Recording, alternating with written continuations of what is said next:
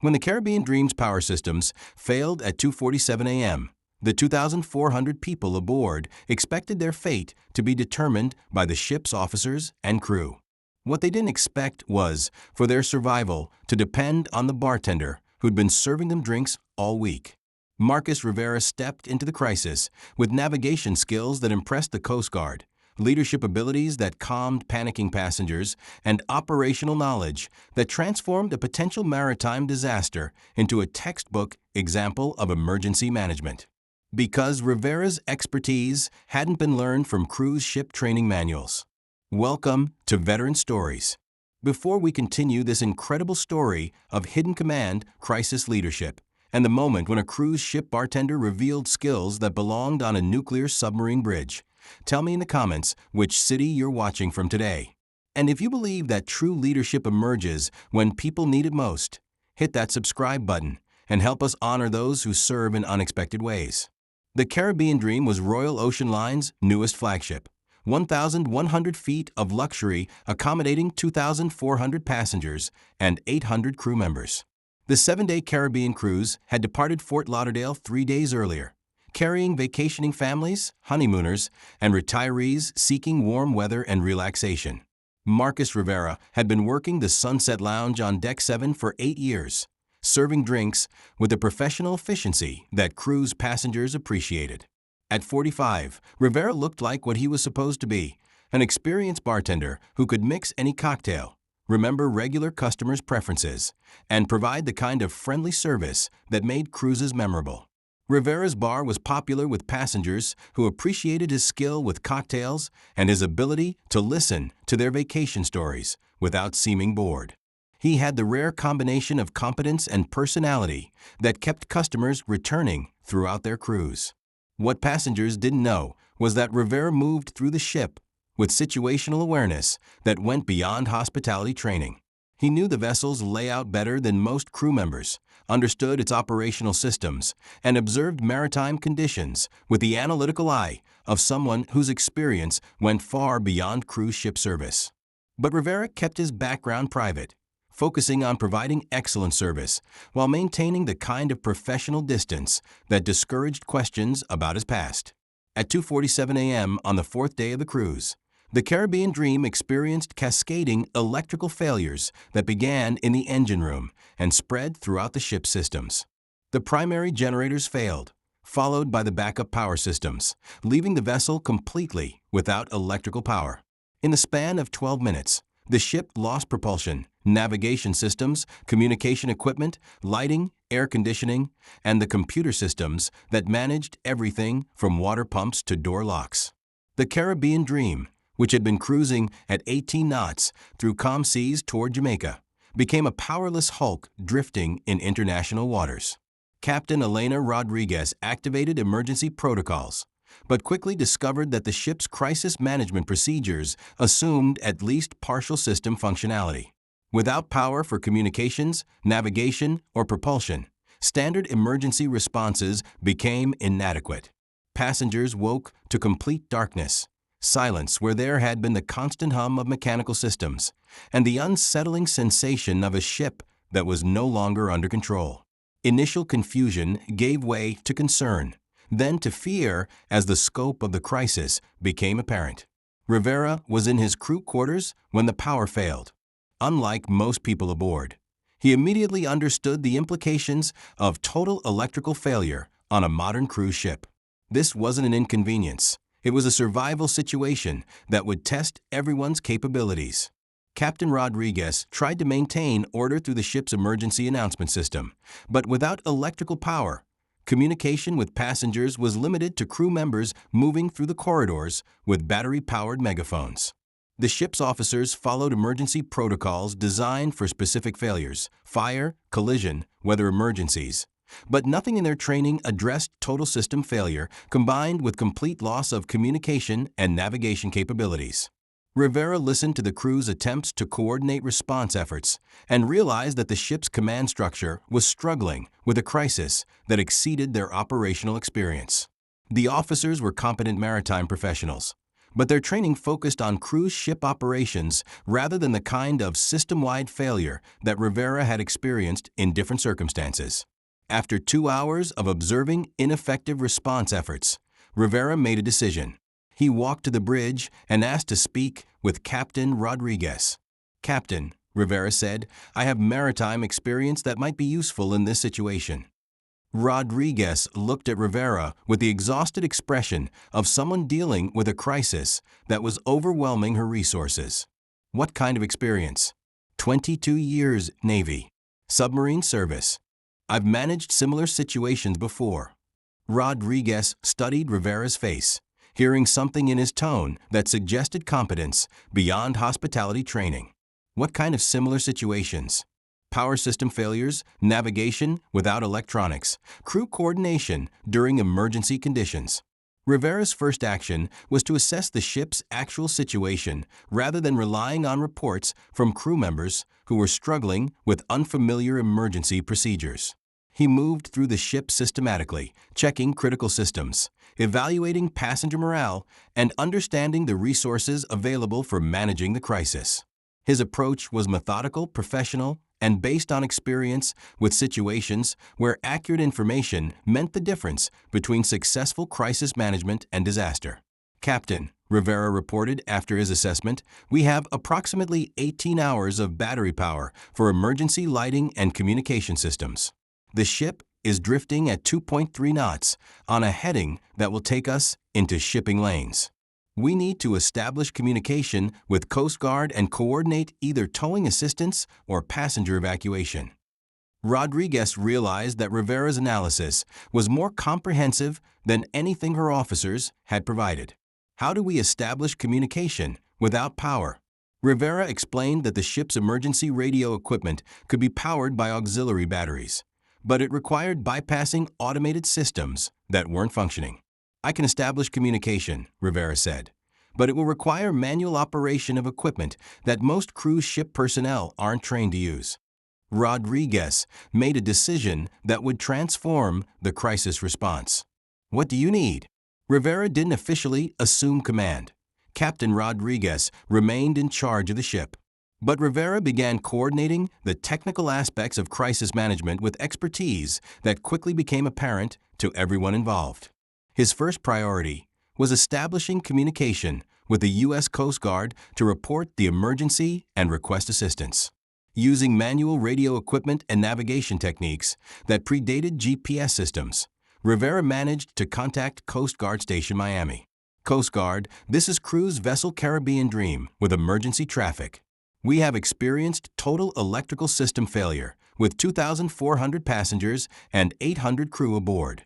Current position approximately 180 nautical miles southeast of Miami, drifting at 2.3 knots on heading 270. The Coast Guard dispatcher was impressed by the precision of Rivera's communication.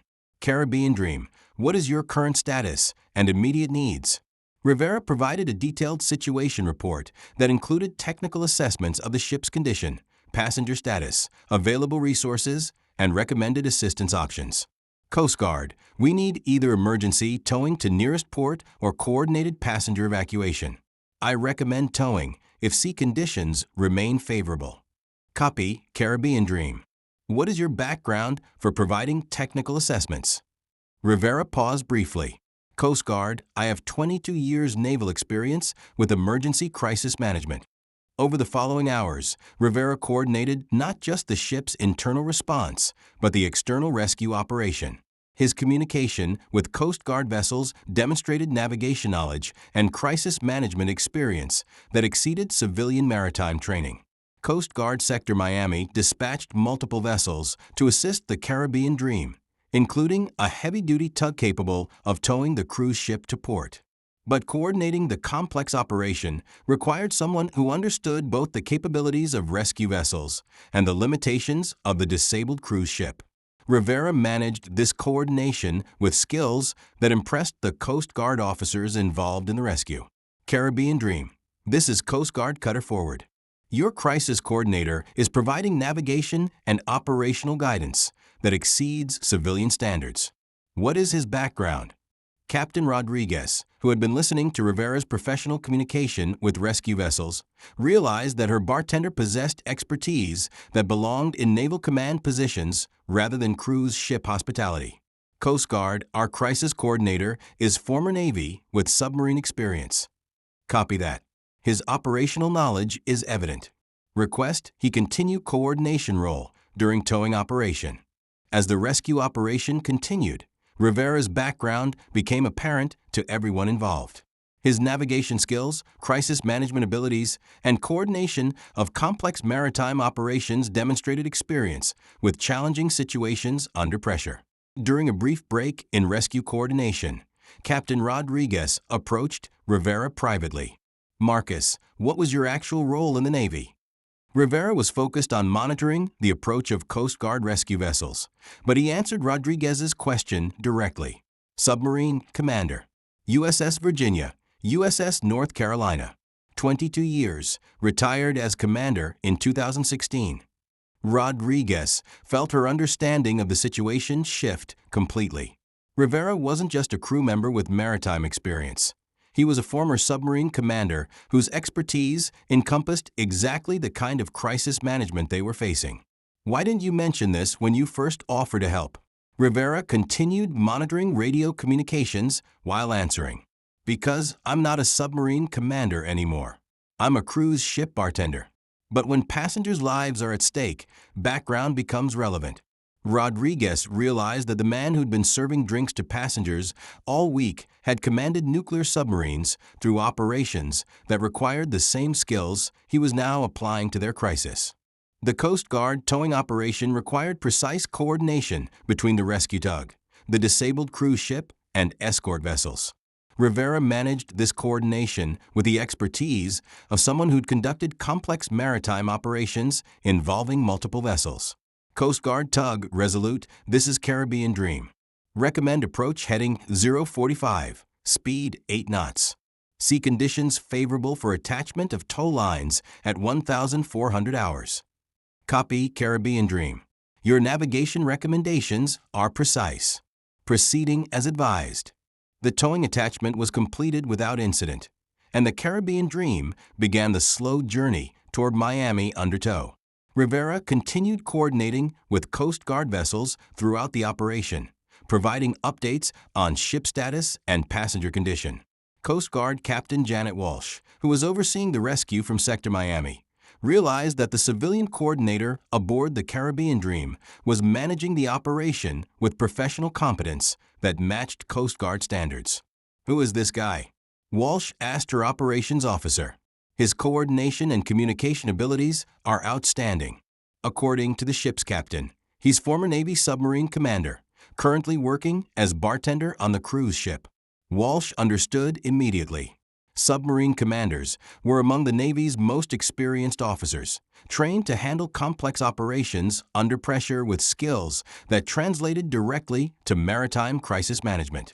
While coordinating the external rescue operation, Rivera also managed the internal crisis aboard the Caribbean Dream. Without electrical power, the ship's 2,400 passengers were experiencing conditions they'd never encountered. No air conditioning in tropical heat, limited communication, uncertainty about their safety. Rivera organized passenger information sessions using battery-powered public address equipment, providing updates on rescue progress and maintaining morale during the 12-hour towing operation. Ladies and gentlemen, this is Marcus Rivera coordinating our emergency response. The U.S. Coast Guard has attached tow lines, and we're proceeding toward Miami at safe speed. Our arrival is scheduled for 0300 hours. All passengers are safe, and ship's crew is providing food and water using emergency procedures. Passengers were impressed by Rivera's calm professionalism and clear communication. They had no idea that their information was coming from someone who'd commanded nuclear submarines during classified operations, but they recognized competence and leadership when they heard it. Dr. Jennifer Walsh, a passenger who'd been drinking at Rivera's bar throughout the cruise, approached him during one of the information sessions. "Marcus, you seem to know a lot about maritime operations. Were you Navy?" Rivera smiled. "Yes, ma'am. Different kind of ships, but the principles of crisis management are similar." Dr. Walsh sensed there was more to Rivera's story, but she appreciated that he was focused on getting everyone safely to port rather than discussing his background. At 3:15 a.m., the Caribbean Dream arrived at Port of Miami under Coast Guard tow. The rescue operation had been completed without injury to any passengers or crew, and the crisis that could have become a maritime disaster had been managed with professional competence that impressed everyone involved. As passengers disembarked, many approached Rivera to thank him for his leadership during the emergency. They understood that their bartender had played a crucial role in their safe return to port. Captain Rodriguez addressed the assembled crew before disembarkation. "I want to thank everyone for their professionalism during this crisis. Particular recognition goes to Marcus Rivera, whose maritime experience and crisis management skills were essential to our successful outcome." Rivera accepted the recognition, but insisted on maintaining focus on the successful rescue rather than his personal contributions. "Captain, this was a team effort. Coast Guard, ship's crew, and passengers all contributed to the positive outcome." But everyone involved understood that Rivera's expertise had transformed a potentially catastrophic situation into a professionally managed emergency response. The Coast Guard conducted a standard investigation into the Caribbean Dream's power system failure and the subsequent rescue operation. Rivera was interviewed as a key participant in crisis management and rescue coordination. Coast Guard Captain Walsh, who'd overseen the rescue from shore, conducted Rivera's interview personally. "Commander Rivera," she said, using his former rank, "your coordination of this rescue operation was exemplary. Your navigation accuracy, crisis management, and communication skills were at professional military standards." "Thank you, Captain. I was glad to help when passengers needed assistance." "Sir, I need to ask directly, what was your actual role in submarine service?" Rivera had expected this question. His coordination of the rescue operation had demonstrated capabilities that exceeded civilian maritime experience. Submarine Commander, 1994 to 2016. Attack submarines, various assignments including operations that required crisis management under pressure. Captain Walsh understood. Attack submarine commanders were among the Navy's most experienced officers, trained to handle complex situations where failure could have strategic implications. "Sir, why are you working as a cruise ship bartender?" Rivera looked out the window of the Coast Guard office toward the port where the Caribbean Dream was docked. "Because I wanted to continue working on the water without the responsibilities of military command. Making cocktails for passengers seemed like peaceful work after 22 years of submarine operations." "Do you regret leaving submarine command?" Rivera considered this carefully. "No regrets about my Navy career. But this crisis reminded me that experience and training don't disappear when you change professions. Sometimes civilian situations require military skills." Within weeks of the Caribbean Dream rescue, Rivera's story spread through maritime and military communities. Not as publicity, but as professional recognition of exceptional crisis management under challenging circumstances. The Coast Guard recommended Rivera for a Civilian Maritime Heroism Award. Royal Ocean Lines offered him promotion to senior maritime operations positions. The Navy invited him to consult on crisis management training programs. Rivera accepted the Coast Guard recognition, but declined the other opportunities, choosing to return to his bartender position aboard the Caribbean Dream once repairs were completed. "Why do you want to stay in hospitality service?" asked the Royal Ocean Lines Operations Director during their conversation about Rivera's future. Rivera looked around the cruise ship, where he'd worked for 8 years and where he'd recently managed a crisis that tested every aspect of his training. "Because passengers deserve excellent service provided by competent professionals. My submarine experience helps me be better at this job, but this is the job I chose when I retired from military service." The operations director understood that Rivera had found satisfaction in civilian service and didn't want to return to positions that carried the weight of military responsibility. Rivera's handling of the Caribbean Dream crisis became a case study in maritime emergency management, studied at Coast Guard academies and merchant marine schools as an example of how military experience could enhance civilian crisis response. Rivera occasionally spoke at these training sessions, sharing insights about crisis management, passenger safety, and the application of military leadership principles in civilian maritime situations.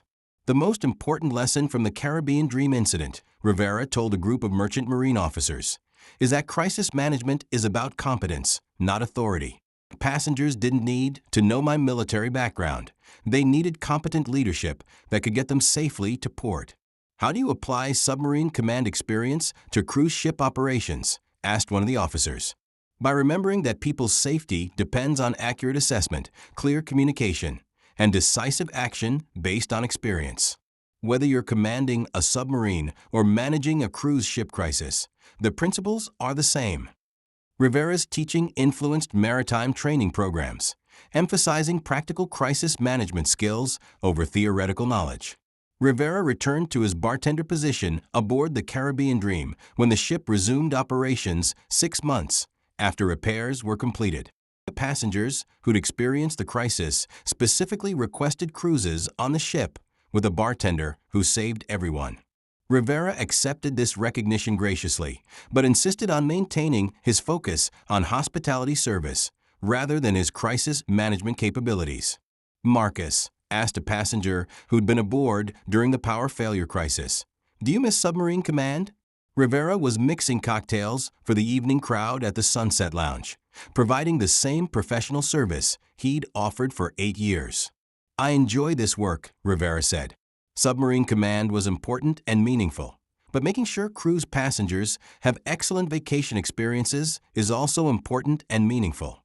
Even after proving you can manage maritime crises, Rivera smiled while garnishing a drink, especially after proving I can manage maritime crises. Crisis management is a skill you hope never to use, but serving people drinks they enjoy is a skill I get to use every day.